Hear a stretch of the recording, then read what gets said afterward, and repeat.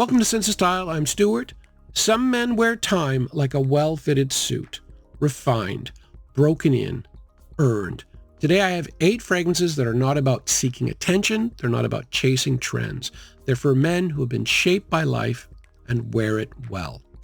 Fragrance number 1 is Tom Ford's Umbra Leather. And every now and again when you're making a title, like the perfect fragrance for the title will pop into your head. For me, it was this. The theme here is essentially rugged elegance. It's the ruggedness of life. You endure it. You come out the other end. You've been shaped by it. You're successful. And then you make life look easy with the elegant way that you approach it. This fragrance does that to perfection. So the fact that this is a leather fragrance, you can see there's going to be an animalic component, a rugged component to it.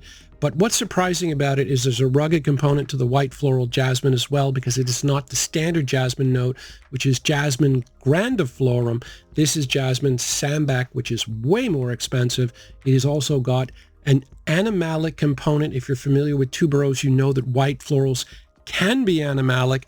And so, yeah, definitely a rough around the edges part. But then you've got that nice smooth leather as well. You're also got the amber and that little pinch of cardamom, making it a really classy, elegant fragrance as well. The odd thing about this is Tom Ford himself inspired this fragrance. And it might sound strange because, yes, he comes off as a very elegant, well put together guy, very successful, but he had a very rugged childhood in the American Southwest. He lived in Santa Fe. He lived in different parts of Texas. And so he wanted a fragrance that would represent his childhood, which is leather, sweat, and earthiness. And so, yeah, I mean, it really has an animalic, rough around the edges component. And I think Tom Ford really embodies what I'm looking for too, because he's been incredibly successful. He's come out of the other end, and he does make life look pretty easy. Fragrance number 2 is Santal 33. And the reason I bought this sample was I was so curious about this Santal 33. I just kept hearing everyone talk about it, like a lot of celebrities wore it. It's super expensive. You can get for $250 US a 30 milliliter of this at the discounter. So super expensive, very, very high end. And I remember thinking, oh, it's got to be the most elegant, classy fragrance in the world. And then I got it. And if you haven't tried it, this is important because this is sandalwood, but it's not the kind of sandalwood we're used to with designer fragrances, usually paired with vanilla. So a sweet, powdery sandalwood. This is the exact opposite.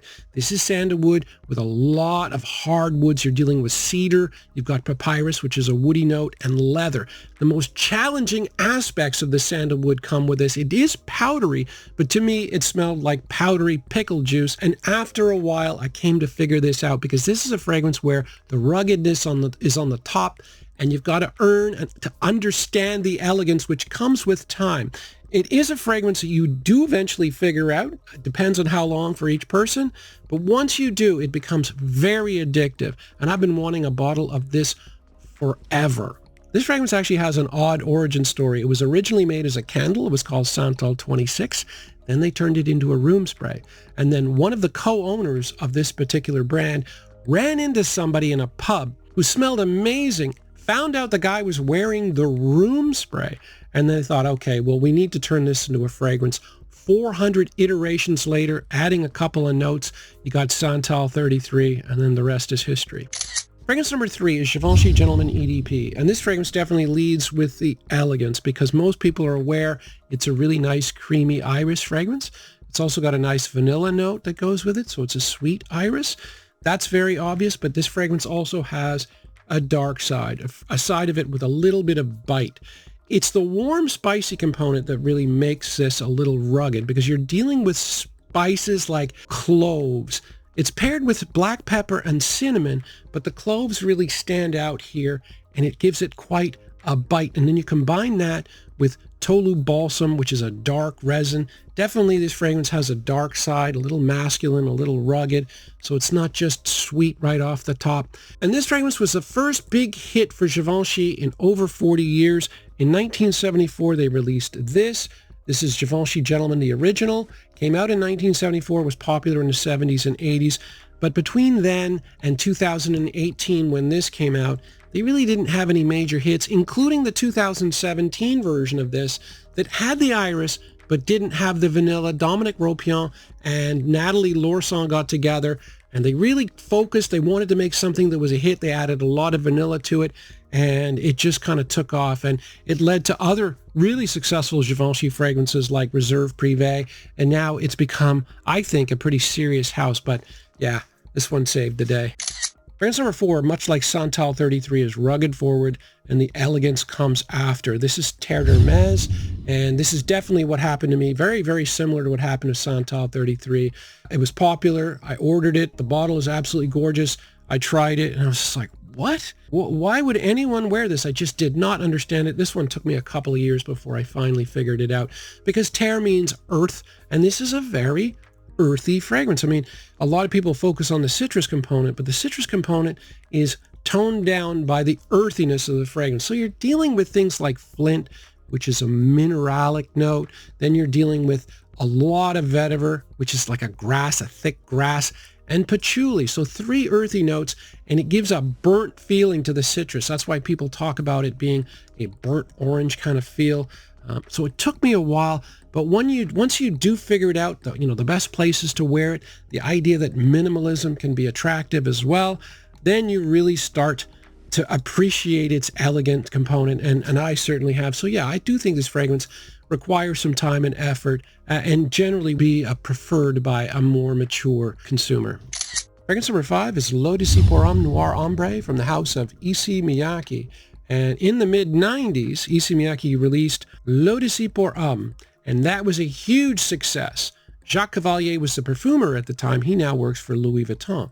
They were seen as more of a fresh fragrance house. They had a lot of flankers that were successful, all in the fresh range. And then in 2016, they decided to go, well, look, we need to focus on the cool weather scents. And so they brought in Christophe Renaud, and he worked for 1 million. He was one of the main perfumers there, and they brought him in, and he gave us this, and this is an all-time classic. It has been discontinued.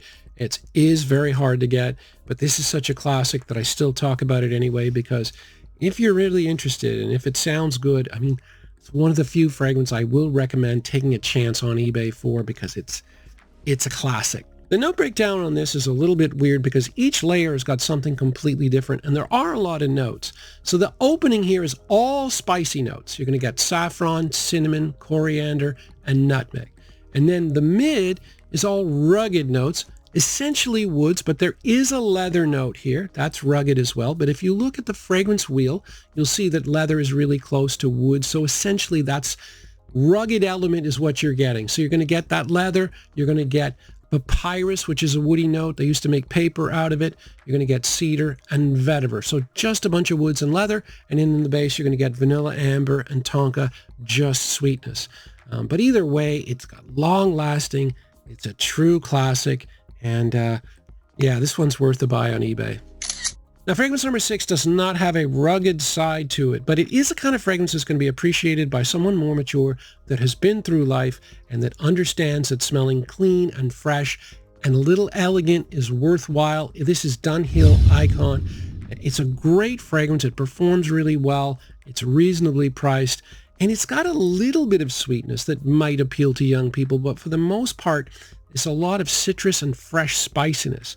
So you're going to get a lot of neroli here. I think that's where the sweetness comes from, because that is kind of an orange blossom. So you're going to get a lot of neroli. You're also going to get bergamot and black pepper with a little bit of vetiver in the base. Really good performance. And it's weird. I say, it smells a little sweet.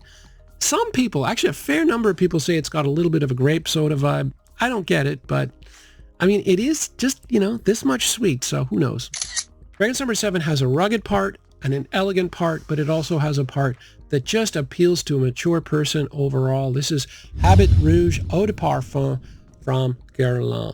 And even though this particular fragrance, the EDP, came out in 2003, the original one, which is not all that different to this, came out in 1965, so mid-60s. So that's a long time ago.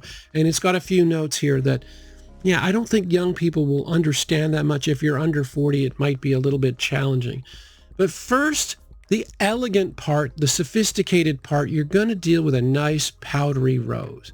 There's also some citrus, lemon mainly. There's actually 5 citrus notes, but it comes off as lemon. And then you're going to get a little bit of vanilla. Now, this is 2003. This is not the kind of heavy vanilla we're getting these days, but it is kind of sweet. So it's a little bit elegant. And then on the other side, though, you're going to get a lot of carnation, which is a very old-fashioned note. That's a big portion of Old Spice, so it's quite spicy, and a leather note. So yeah, you're going to get the rough around the edges. You're going to get the elegance.